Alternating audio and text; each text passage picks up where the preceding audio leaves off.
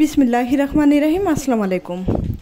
PN daily ব্লগে সবাইকে অনেক অনেক শুভেচ্ছা ও শুভ সকাল। আবার চলে আসলাম নিউ আরেকটি লাইফস্টাইল ডেলি ব্লগ নিয়ে। আর সবার প্রথমে যে আমাদের সুন্দর ফুলগুলো একটু শেয়ার করে দিলাম। মাশাল্লাহ, অনেকই ভালো লাগে, আশা করি তোমাদের কাছেও ভালো লাগবে। ফুল তো সবাই ভালোবাসে, পৃথিবীতে এমন কোনো মানুষ নেই যে না ভালোবাসে।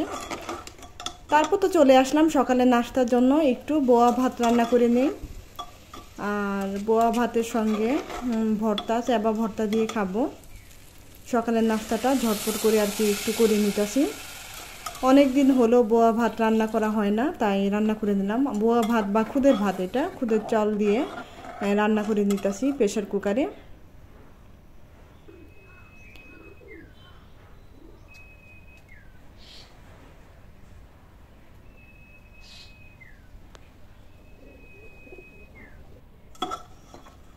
এদিকে দেখো প্রেশার কুকারে 3-4টা সিটি দেওয়ার পরে রান্নাটা কিন্তু হয়ে গেল, খুদের ভাত। আর এই যে কালকে আমি দেশি মুরগির মাংস রান্না করছিলাম আলু দিয়ে, সেখান থেকে একটু ঝোল আর একটু তরকারি বেঁচে গেছিলো, সেটা দিয়ে আর চেবা ভর্তা তৈরি করে নিয়েছিলাম, লাল লাল শুকনো মরিচ দিয়ে চেবা ভর্তা, সেটা দিয়ে খেয়ে নিলাম। আর ভর্তা দিয়ে ভালো লাগছে, আসলে মাংসটা নিয়েও বিপদে পড়ে গেছি, এখন তো খেতেই হবে, তাই খেয়ে নিলাম। ভর্তা দিয়েই সবটুক ভাত আমি, বোয়া ভাত আমি খেয়ে নিছি। এখন খেয়ে আমি চলে যাব আমাদের বাগানে কলমি শাক তুলতে। কলমি শাক তুলে তারপরে শাকটা ভালো মতো বেছে চলে আসব রান্নাঘরে। চলো যাই, আমাদের বাগানটা তোমাদের সঙ্গে একটু শেয়ার করি।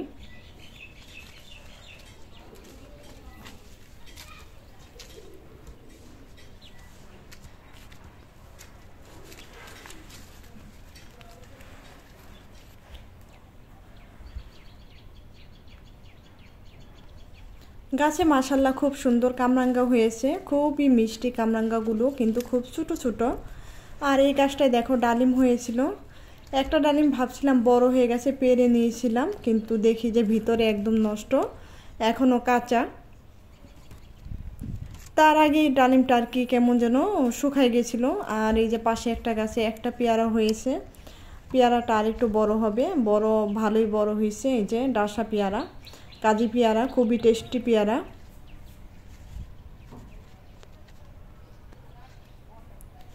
আর এই যে দেখো আমাদের পুকুর পাড়ে মাশাল্লাহ অনেক সুন্দর সেচি শাক, কলমি শাক, প্রচুর শাক হয়ে আছে।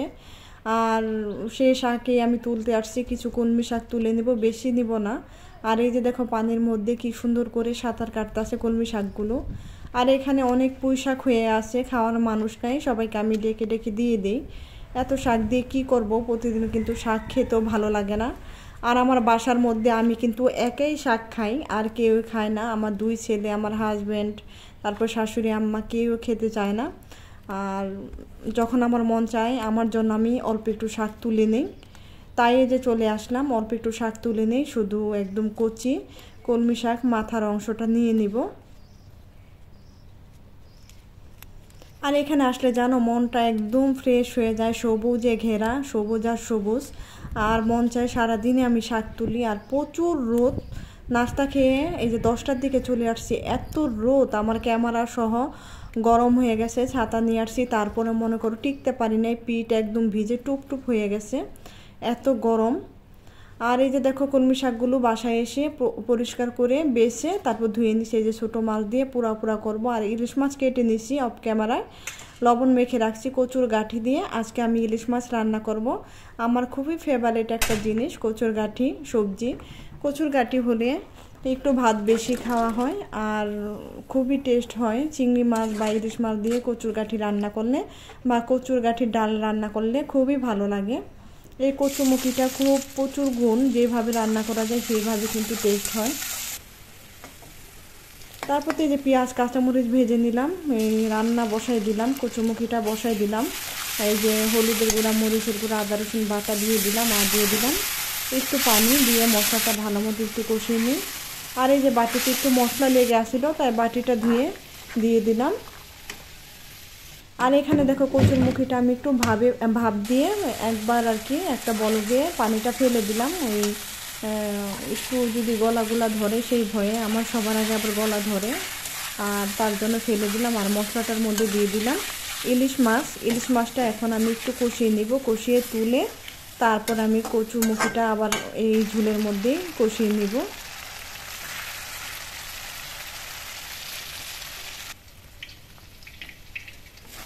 বেশ কিছুক্ষণ ইলিশ মাছটা কষানোর পরে এই যে দেখো তুলে রেখে দিলাম। তারপর বাকি যে মশলাটা ছিল সেটার মধ্যে ভাপ দেওয়া কচুরমুখিটা আমি এই যে ভালো মতো কষিয়ে নিব। আর পাশের চুলায় মাটির কড়াই বসাই দিয়েছি, সেই কড়াইয়ের মধ্যে আমি কলমি শাকটা রান্না করব ছোটো মাছ দিয়ে। আর এদিকে কচুরমুখির মধ্যে কিন্তু পরিমাণ মতো ঝোলের জন্য পানি দিয়ে দিছি। আর এদিকে যে মশলা দিয়ে দিলাম শাকটা রান্না করার জন্য।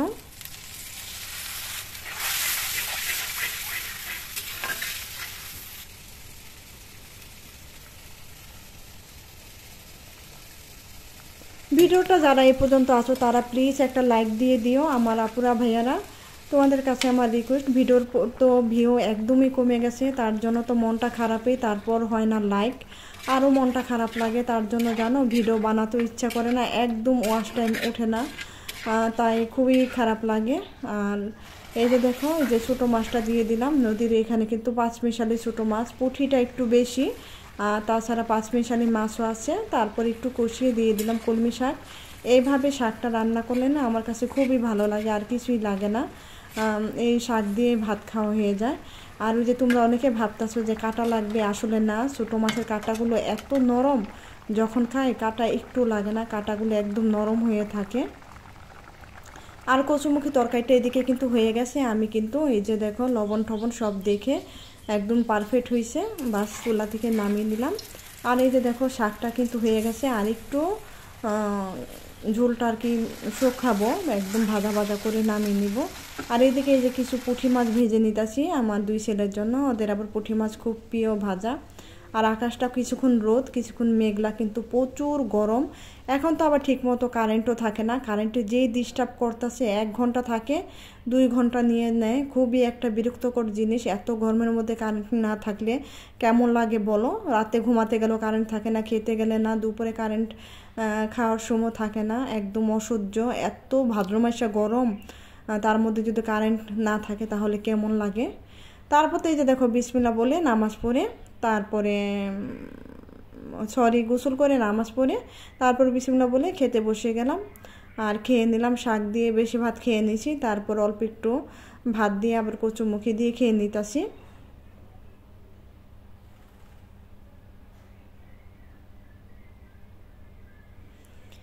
আমি তো খেতে বসছি, এদিকে বিড়ালগুলো ম্যাও ম্যাও ম্যাও ম্যাও করতেছে, ওদের জন্য ভাত মেখে দিতে হবে ইলিশ মাছ দিয়ে, তারপরে যদি ওরা ঠান্ডা হয়। তাহলে ভিডিওটা আমি আজকের মতো এখানে শেষ করতে চাইতেছি। কেমন লাগলো তোমরা কিন্তু জানাবে কমেন্ট করে। আবার চলে আসবো নিউ আরেকটা ভিডিও নিয়ে। আল্লাহ হাফেজ, আসসালামু আলাইকুম।